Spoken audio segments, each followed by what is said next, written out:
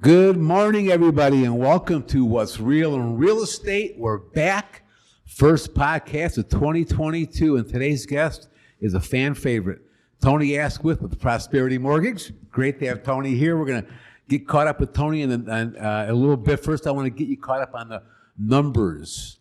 The numbers, I got to tell you, folks, have not changed a lot since we last talked back in December. But we don't see much changing for a while. It's really getting crazy out there, but I will tell you this, the demand is still high. People are still buying homes, and I hope you're one of them. Hope you're having a good new year so far. Let me give you some of these numbers. We are down to 2,066 single-family homes, and we sold 2,333, so we still have less than a month's supply of inventory. So when you're out there trying to buy a home, don't be thinking like you were in 1990. You got to be aggressive. You got to go over the price. In most cases, you're going to have to guarantee to pay something over the appraised value. And I'll tell you what, we're going to get with Tony in a minute on rates, but they're still unbelievably low. Even though they've gone up a little bit, they're still ridiculously low, and there's never been a better time to buy a home. It's like the old story. When's the best time to plant a tree? 20 years ago. When's the second best time? Today. So don't worry about what happened last year. Buy today. Get in the market. The market is still great. And according to the experts, this trend we're seeing is going to continue through 2022. We don't see any changes at all, other than maybe prices going up a little more and interest rates going up a little bit. So you want to be aggressive. Be aggressive. I've got some interesting news updates for you. This is really positive. It's going to help us out a little bit. But Touchstone Living, a builder here in town, Touchstone Living, just closed last month on a $33.7 million purchase of the old Royal Links Golf Club. And they plan on building 1,600 affordable single-family homes, which are badly needed.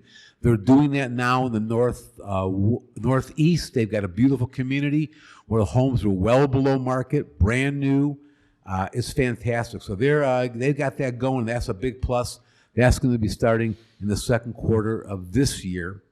And then on the other hand, we had the most expensive home ever sold last year in the Las Vegas market. It was over at 685 Dragon Peak Drive in Henderson, in McDonald Ranch. Tony is sold for $425 million. Wow. 425? No, I'm sorry. That was a typo. 25. 25. That 4 was supposed to be a dollar sign. Check your computer, folks. Is a 4 and a dollar the same thing? Probably. But still, $25 million, 15,000 square foot home. That broke the record from 2016 when David Copperfield sold his home for $17.55 million. Now, conversely speaking, 3305 Ernest Street in North Las Vegas just sold for $57,000. That was the least expensive home to sell. 11,010 square feet. That was the least expensive, $57,000. Kind of crazy. And Las Vegas still has some of the hottest growing planned urban developments. Summerlin is number 3 in the country, and also in the top 25 are Valley Vista and Sky Canyon. So we got a lot going on here in town, and I'm telling you something, don't miss the boat. Don't miss the boat. And now we're going to bring on my buddy, and a guy, like I said, a fan favorite. This is, I think, your third or fourth time on the show. Isn't it? Third, I believe. Okay. Third or fourth, yeah. From Prosperity Lending, my good buddy, Tony Asquith. Tony, welcome. Well, first of all, with that build-up, you got to tell me who is the fan favorite who... I'm your fan. I'm your fan. It's my show, and you're my favorite. Okay, I wanted to know. That's enough, isn't it? I wanted to call and congratulate that fan. I'll thank him. But Prosperity Lending as opposed to Prosperity Mortgage, which I believe you mentioned initially. But anyway, good to speak with everybody. Initially, okay. Yeah, but you corrected yourself after that. I hope everybody's doing well and looking forward to 2022. I know I am. Good year last year, great year in a lot of respects. And the refi market and the purchase market is still strong. Is the refi market still strong? It is. It is. Several reasons for that. Partly, I think people want to, if their equity is grown so much in the properties, especially in the last 18 months to 2 years, as you and I know, that they're in a position where they can either eliminate mortgage insurance on the property, or they can access the equity, pull it out, and either pay off debt, improvements for the property, or a down payment on a new property. Yeah. Several reasons to do that. And people are doing that. There's no doubt about that. I'm encouraged because this time of year, as you and I know, typically is a slower time in the industry. Once people get tax refund checks, then they tend to become more active. Yeah, you're right. Since the new year, I've been I use the word with no exaggeration, swamps.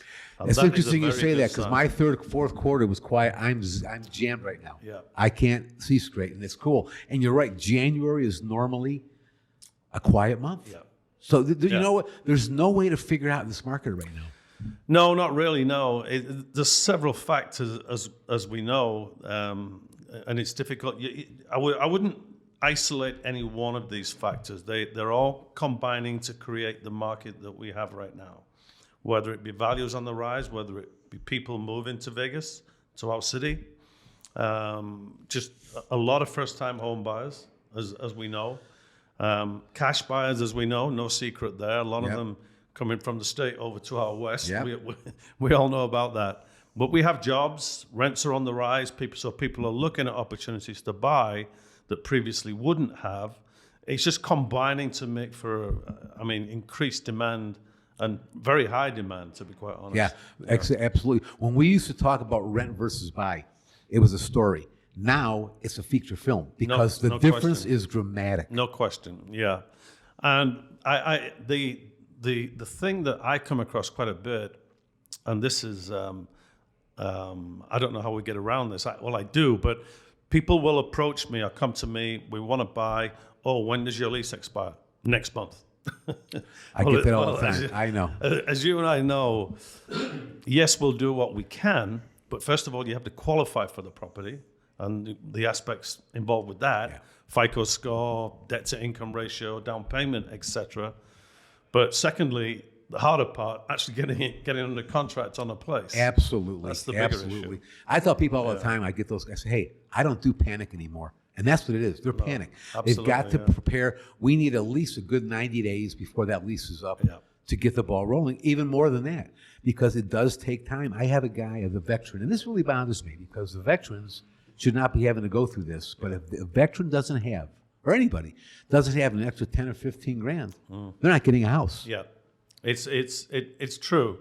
And you indicated what the numbers are currently in terms of available properties. Yeah. I don't know that there's a solution in the short term. I think we just have to ride this out and make the most of the market as it is. I agree. Definitely we need more properties. The development that you mentioned, which is going to add to our inventory, will definitely help, but we need properties of all kinds and more of them. That's right. That's key. Right. No, absolutely. Absolutely. So you say the refi market is still alive. What are rates these days? 'Cause I thought the refi market was falling apart because rates have gone up so much. They haven't gone up that much. Really, No, they're still, it's difficult to throw out a rate because people always attach sticks in the back of the mind, as we know. I know. People will attach to that, but different loan types, as we know, come Let's with talk about different VA rates. because we're a veteran town. What are the VA rates? VA, and let's throw FHA in there, both government type loans with good credit, and I would say above 680, maybe above 700, you'd still be looking in the low threes. That's fantastic. Something in the low threes. So if It's a somebody's great looking at conventional with a 650, 660 score, what do they have? 4? I would say high threes, 4%. Yeah. Again. Yeah. I talk about this often. When I bought my first home in 1981, rates were 18, 19, 20%. Yeah. And I was fortunate to buy a home from a friend of a friend who didn't use a realtor, sold it to me directly. And I assumed his land contract, which was 11%. Tony, I was running around town bragging. I got 11%. I got 11%. I was so proud that I got 11%. And people don't realize these rates have been ridiculously low for a long time. It's not the norm. When I moved out here in 2005, my lender was back in Detroit, and my rate was almost 7%. And I was fine with that. And then it went down to 5. But Yeah, these rates can't stay this way forever. They've got to go up. Well, no, they can't. And I don't know if you're aware. I know you keep up to speed on this, so this may not be news to you. But the Fed has announced that they plan on raising the minimum lending rate at least 3 times this year. I saw that. And the reason for that, or the rationale for that, is that if they don't, inflation, which we already know is out there and it's on the rise, that will become rampant. Right. So they have to raise the minimum lending rate. Yeah. The Fed has been buying up mortgage-backed securities for a number of years. That has helped to keep interest rates low. But they stopped doing that. They're backing away from that yeah. policy. I And did again, read that. it's having the impact of rates are on the rise. Plus, they do plan on raising the minimum lending rate at least 3 times, I was told, this year. But if they raise it 3 times, they're not going to raise it 1/4% each time. Unlikely. I Yeah, would so it's say. not going to be a huge, but it's going to go up. Yeah, maybe an eighth, maybe Yeah. a quarter. And by the way, where we're going to be in last quarter 2022, who's to say? We don't know. We simply don't know. No, nobody knows. When I was at the conference for VA Rep, they had the Freddie Mac people were there talking, and their prediction, this was back in October. That's a long time from now. I mean, Right. in today's world, that's a long time. No question. But they were predicting it to be close to 4, but not over 4. But again, that was October. Today, everything changes so fast. No question. No question. The one thing that is significant about the market, comparing 2021 to 2022, our loan limits have increased. Yes, talk about that. Whether it be government loans, FHA, the maximum loan amount 2021 was 356, 362. That has been raised to 420,680. That's on a single unit. Multiple units, the loan limits are higher than that. And what's significant about that is in December, there weren't that many homes that you could buy with FHA. And now at least there's some opportunity there. That's correct. That's correct. But that's obviously an indication of our values are on the rise. That's an indication of that. But they see it as being strong. We have more buyers that will qualify at the higher loan amount. And by the way, that loan amount is not the purchase price. That's the actual loan amount after a 3.5% down payment for FHA. Conventional limits went up 548, 250 in 2021 to 647, almost 100,000 increase. Wow, that's In huge. terms of value. And again, I have to stress, that's the actual maximum loan amount, not necessarily the purchase price. Right. If a borrower comes in with 5 or 10%, you can add it onto the numbers I just gave you. Yeah. That's your actual purchase price. That doesn't mean that the borrower cannot buy above that limit. It just means that you go into another category, which is considered, quote unquote, non-conforming, which nobody will know what that means. It's the same as saying jumbo. It's the same thing. Yeah. It's a jumbo loan. And jumbo loans are higher rates, aren't they? Typically they are. I'm seeing quarter point, maybe 3/8 higher than what's called a conventional loan, the loan amounts I just quoted. And but again, people will still do them. We're still getting them, and we're still getting those scenarios. And We just have a hot market. We do. Yeah. And it's all over the country. It's not just Las Vegas. But we're in a little bit of an exception. The difference between us and, say, Missouri is we do have our neighbors to the west, California, that they can sell their home for $600,000 and come in here and buy an identical home for $350,000. Correct. And in many cases just pay cash for it. Correct. So we have a different little bit. And Las Vegas has always been a unique market. From the time I moved out here in 2005, I've always followed the real estate news as long as I've been in the business. And I got to the point where I said to myself, I'm not even looking. If it says Washington or New York, I'm not even paying attention to it because we are unique. If it doesn't have a Las Vegas tag on it, the news doesn't mean the same to me. No question. I thought it was significant and telling during the COVID period, or the period when COVID, it was first, the numbers, the lockdown, everything associated with that. There was a feeling out in the market and on the street that our values would suffer significantly. Oh, yeah. And they Yeah. didn't. No, They didn't, they and they increased. haven't. I saw very few instances where appraisals came in lower than the actual purchase price. Correct. Very few. Right. And that, to me, is significant. Yeah. It tells me that our market is strong, it's solid, the values are strong, and they're only going to increase. That's right. We had a thing, was a 23.9%, called 24% year-to-year increase. Correct. 2% a month. Now, I noticed that, I think it was last month, we only had a 1% increase, which would be a 12%, which is still ridiculously high, but it's at least going in the right direction. Correct. We got to get it to start coming down to keep homes affordable for people. No question. So if we see a slow up, I'm glad. I don't have a problem with that. I like to see a little bit of slow up in Absolutely. appreciation. If we're not careful, we get to the point, and I used to live in the Northwest, as you know, up in Oregon, where the local wages and incomes of people will not support the values. Yeah. They simply can't qualify for properties. No, I know. And that has taken place definitely up in the Northwest. Yeah. Their values up there have gone up, without exaggeration, 3-4 times, Portland and Seattle. We can talk about the factors that contributed to that, but basically it's very difficult for someone who's a W-2 earner to buy a property, because the values are so high. No, absolutely. And, a lot of people we had the crash, it's over 12 years now, but there are a lot of people that have built their credit back up. They're making good income.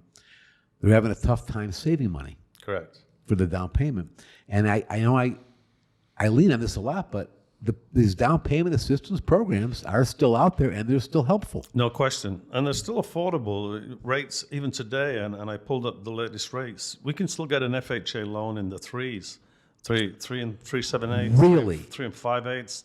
There's still fantastic programs. And that's with people getting the down payment granted, given to them. Yeah. But that's unbelievable. And that's in some cases, up to 5% of the loan amount can be received via the DPA programs. So the person of the FHA loan, they can take 3.5% of that for the down payment. They can use the other 1.5% for their closing costs. Yeah. Basically, it would cover the amount of down payment and contribute towards the closing costs, as you just mentioned. And closing costs are only 2.5%. So really, a person can use this down payment assistance program for an FHA loan, similarly to like a veteran, almost. Correct. Very little money out of pocket. Yeah. The VA loans, as you know, if the borrower chooses to go this route, there is no down payment requirement. No down payment. So they can finance 100% of the purchase price. But even on a VA loan with no down payment requirement, they are still eligible for down payment assistance funds. And what kind of assistance do they get? To me, 2%, which is always my recommendation when I have this scenario come up. And 2% will basically cover their closing costs. So I've actually been at the closing table. I've been at closings where the borrower actually got their earnest money back. So it's like the old days when you could get into properties with no money out of your pocket. So let's get this straight. I want you veterans to pay attention. Listen to this. You can come in. We know zero money out of pocket for your down payment because you're a vet. And by using this, Tony's program here, Correct. You can get 2% towards your closing costs, which really means that's going to pretty much cover your closing costs. Correct. So you can legitimately, by the way, folks, so if you're a veteran that's been saving up for your closing costs, now you can use that to pay over and get your... Correct. You've got a bad chance of having your offer accepted at that point. Absolutely. Yeah. So absolutely. It's, when we look back on what took place before, prior to 2008, and there were a lot of situations where people did get into properties with no money out of their pocket. This is a legitimate way of doing it. Is this home is possible, or what is Correct. this? Is it home is possible? Okay. Or even the Nevada Rural program. The same thing would apply. It's just that Nevada Rural, as you and I know, only deals with specific zip codes. And it's bizarre the way they spread it out. And it's obviously on the outlying areas of Clark County. But it's also, like 89122 could have a section of it, and 891 section doesn't have it. Correct. 89141 has a, it's a weird, but it's good. Listen, it's out there. It's just you have to work a little bit to get in the right area. Yeah, no question. What else is happening in the mortgage business? Again, rents are on the rise, and that, as we mentioned earlier, that's leading to more inquiries from people. Do I qualify? I think as rents are going to continue to go up, we're going to get more and more inquiries. The big issue there is not to wait until the last minute of your lease Right. Approach a lender, hopefully whether it's me or anyone, approach your favorite lender and look out, or at least check out the possibilities. I would recommend 3 to 6 months in advance. 3 to 6 months in advance. Because let's talk about that time frame. Let's use 6 months. So we're out looking at homes. It could take us at least a month, unless you're lucky as can be. But let's just say it takes you a month to finally find the right home. Right. And you put a contract in. And let's say you put the offer in, it gets accepted. We're now maybe in March, 1st of March, and it closes on the 3rd of April or 4th of April. Right. Your first payment isn't going to be until June 1st. Correct. So we're talking, that's almost 6 months. Correct. We want to make sure you don't have 2 payments, and that's why you need to have a good 5, 6 months ahead of time. The other reason why I would recommend approaching a lender with that kind of time frame, 3 to 6 months in advance of when you plan on buying, would be that way if there are any issues that need to be resolved with regard to your credit, they can be addressed in that time frame. Yeah. And you and I have discussed this. I've had significant success with the program that I use that doesn't cost the borrowers a penny. It's free advice, and it's through the company that generates my credit reports. It's called Lending Hand. And basically, if we need to raise the mid-FICO score, we put in a request. This is the score we need. Tell us how to get there. This is the time frame we're talking about. This is how much money we have to spend if we need to pay off collections or pay down balances, and they will give us feedback. A, B, C, and D. Bullet points, very specific. Folks, I can't tell you how many, and by the way, Tony is one of the hardest working lenders in the business, but I can't tell you how many times he's used that program to help people get into a home. And he's a bulldog. He's diligent. He doesn't let go. He follows up. He works hard, and you get the deal done, man. Well, I don't know if it has anything to do with where I came from or what, but if someone says no to me, they have to say it at least twice for me to walk away.